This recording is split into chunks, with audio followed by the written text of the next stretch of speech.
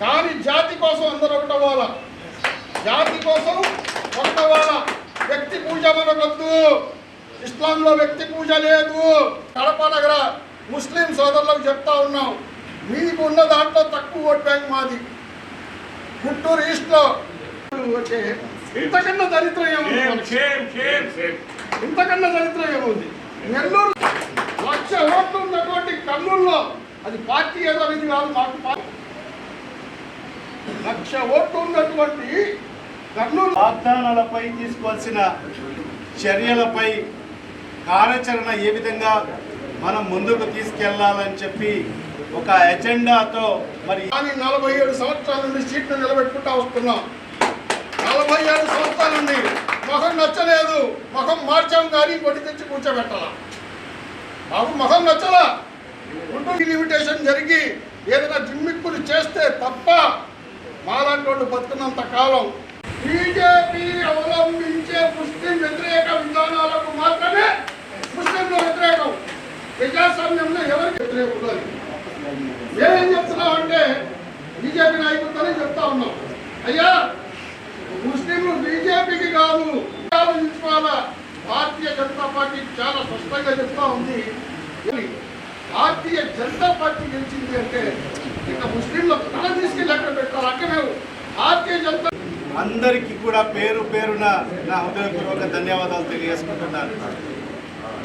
మరి ఇవాళ ఆంధ్రప్రదేశ్ ముస్లిం ఫెడరేషన్ ఆధ్వర్యంలో జరుగుతున్న ఈ కార్యవర్గ సమావేశం యొక్క ముఖ్య ఉద్దేశము మరి ఏదైతే ముస్లింల సమగ్రాభివృద్ధి.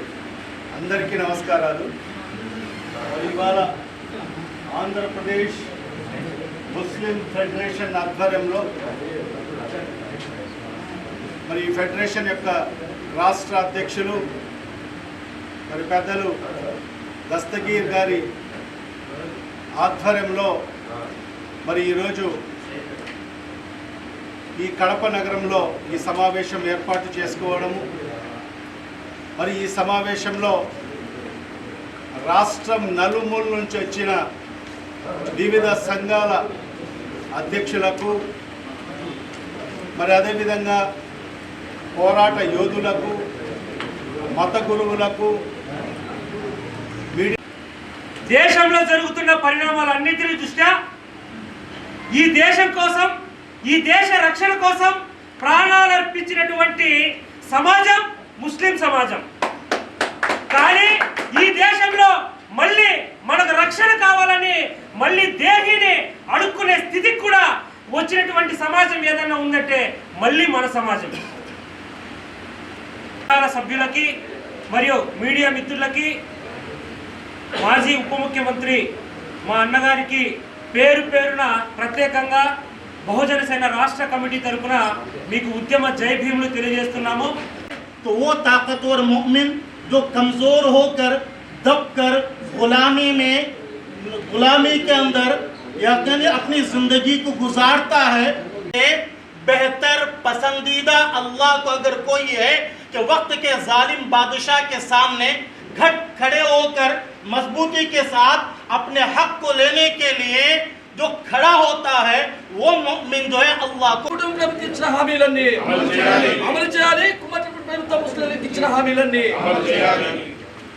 ముస్లింలపై దాడులు, ముస్లింలపై దాడులు, ముస్లింలపై దాడులు, ముస్లింలపై దాడులు, ముస్లింలపై దాడులు, ముస్లిం మైనారిటీలపై దాడులు, ముస్లిం మైనారిటీలపై దాడులు వర్ధిల్లాలి.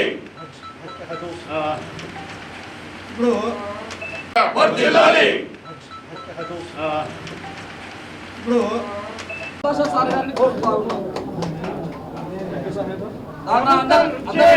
ప్రభుత్వం నుంచి ఎన్ని ఒత్తిడులు వచ్చినా గారు వివిధ సంఘాలని ఏకం చేస్తూ ఈ రోజు రాష్ట్ర వ్యాప్తంగా ఐకమత్యంగా పోరాడాలని పిలుపునిచ్చారు. ఆయనకి గౌరవంగా సత్తాని వ్యవస్థాపక అధ్యక్షులైన దస్తగిరి గారిని నిరంతరంగా ప్రతి సమస్యలో ఆయనకి సహాయపడుతూ ఆయన నిరంతరంగా ఆయన పోరాటాన్ని సహకరిస్తున్న మన యొక్క షఫీ గారిని సహకరిస్తున్నాను.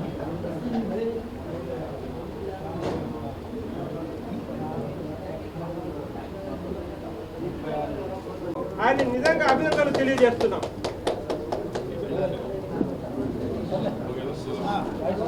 నేను కూడా ప్రతి ఉద్యమంలో మన జాతికి మేలు జరిగే విధంగా ప్రతి ఉద్యమంలో కూడా మీతో పాటు నేను నడుస్తానని చెప్పి కూడా ఈ సందర్భంగా మీకు అందరికి కూడా హామీ ఇస్తున్నాను. ఇక సాదిక్ గారు మరి చాలా చక్కగా మరి ఆయన సోషల్ మీడియాలో ప్రతి అంశం మీద మాట్లాడడం జరుగుతుంటుంది. ఎక్కడైతే అన్యాయం జరుగుతూ ఉంటుందో మరి ఆయన బాగా గళమిప్పి మాట్లాడడం జరుగుతుంది. ఒక మంచి ఉద్దేశంతో మరి ఈ సమావేశాన్ని ఏర్పాటు చేయడం జరిగింది. ఈ ముస్లిం సమాజం యొక్క ఓవరాల్ డెవలప్మెంట్ మరియు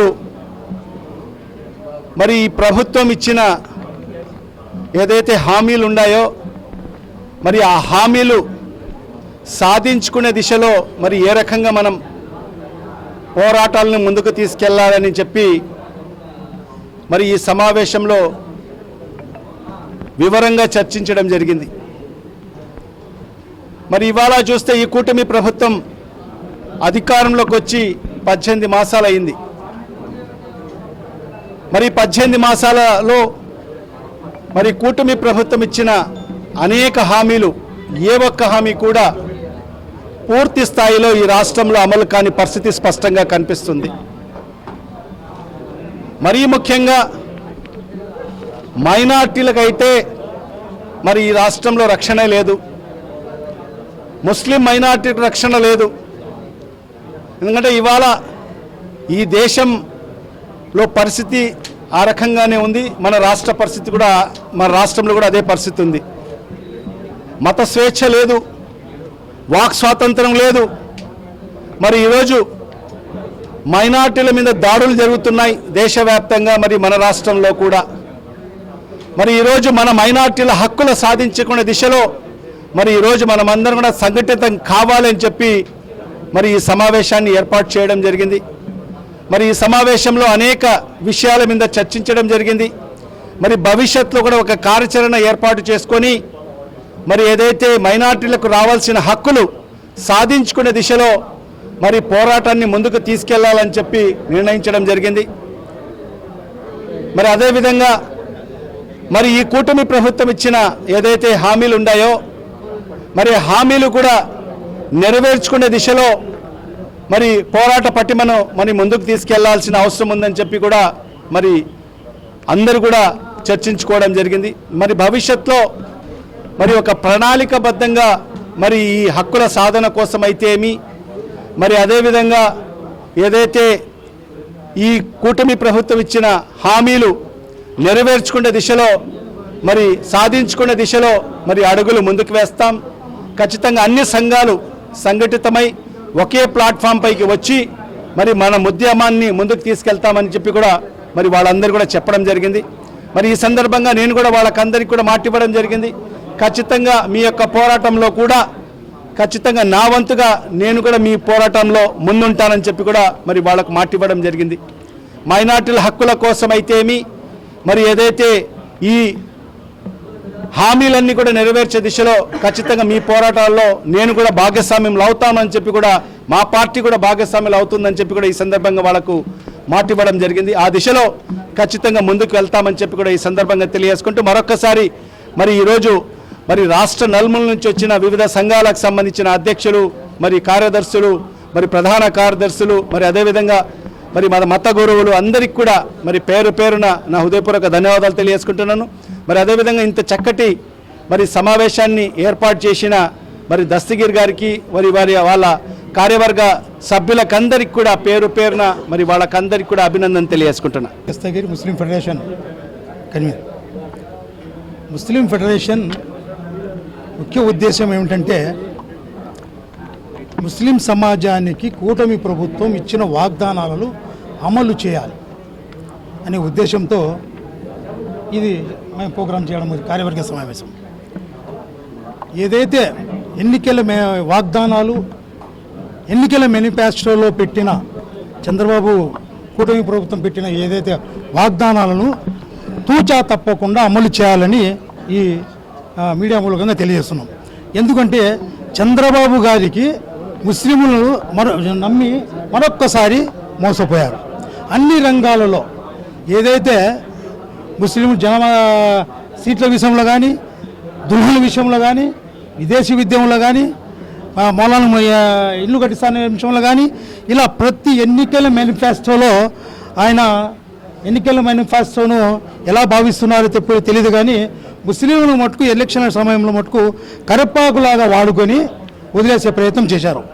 దానికి కొన్ని దుష్టశక్తులు ఏదైతే కూటమి ప్రభుత్వంలో ఉన్నాయో కనీసం ఏదైతే మన సమస్యలు ఉన్నాయి, మన హక్కులు ఉన్నాయి, ఇచ్చిన మేనిఫెస్టోను కూడా అమలు చేయాలి అనే ఉద్దేశం కూడా ఎవరైతే అధికార పార్టీలో ఉన్న మైనార్టీ నాయకులు కూడా కనీసం అధినాయకుల దృష్టికి తీసుకువెళ్ళని దౌర్భాగ్య స్థితిలో టీడీపీలో మైనార్టీ నాయకులు ఎమ్మెల్యేలు ఉన్నారు.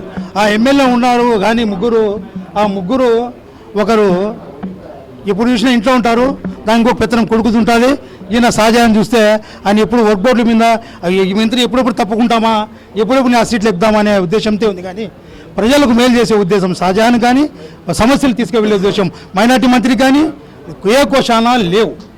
ఎందుకంటే పలు సందర్భాల్లో మైనార్టీ ఆస్తులు అన్యాక్రాంతం ఉన్నాయి అని మైనార్టీ కన్సర్న్ మంత్రి దృష్టికి వెళ్తే ఆయన ఏది పట్టించుకోడు. అలే మైనార్టీల మీద దాడులు జరుగుతున్నాయన్నా, మైనార్టీల మీద దాడులు జరుగుతున్నాయి, కొద్దిగా మీరు వాయిస్ పెట్టండి అన్న, కన్సల్ట్ ఎవరైనా అన్యాయం జరిగిన వాళ్ళు ఇళ్ళకి ప్రయత్నించానంటే సంబంధిత వాళ్ళు దాన్ని పట్టించుకునే పాపాన పోలేదు. ఇంకా చంద్రబాబు జత ఇంకా పావలా కళ్యాణ్ గురించి ఎంత మాట్లాడినా తక్కువే. ఇది ఎక్కడో పక్క రాష్ట్రంలో పక్క దేశంలో జరుగుతున్న దాని గురించి ఈ పావలా కళ్యాణ్ స్పందిస్తాడు కానీ రాష్ట్రంలో జరుగుతున్న మైనార్టీల మీద జరుగుతున్న దాడుల గురించి కానీ, రైతుల మీద జరుగుతున్న దాడుల గురించి కానీ ఏ ఒక్క రోజు కూడా స్పందించిన పాపాన పోలేదు ఈ పావలా కళ్యాణ్. అలాగే చంద్రబాబు గారు వెన్నుపోటుకు నిదర్శనం చంద్రబాబు అంటారు, ఇది వాస్తవం, దాన్ని ఖచ్చితంగా అమలు చేశాడు.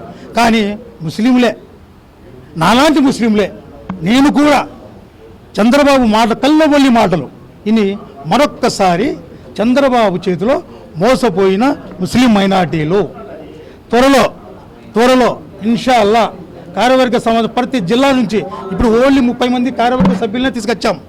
ఇన్షాల్లా త్వరలో డేట్ ప్రకటిస్తాం. రాష్ట్ర వ్యాప్తంగా 400 నుంచి 450 సంఘాలు, దర్గా కమిటీలు, ఈద్గా కమిటీలు, సొసైటీలు, ట్రస్టులు, జెండా కమిటీలు అన్నీ ఎంతవరకు అయితే అంతవరకు తీసుకొని పోయి విజయవాడ సెంటర్లోనే ఆయన మీద ధర్నా చేసేదానికి మేము రెడీగా ఉన్నాం. కానీ చంద్రబాబును చూసి తస్మాత్ జాగ్రత్తగా ఉండండి ముస్లిం సమాజం, కళ్ళబొల్లి మాటలు నమ్మొద్దండి, తస్మాత్ జాగ్రత్తగా ఉండాలని కోరుకుంటున్నాం.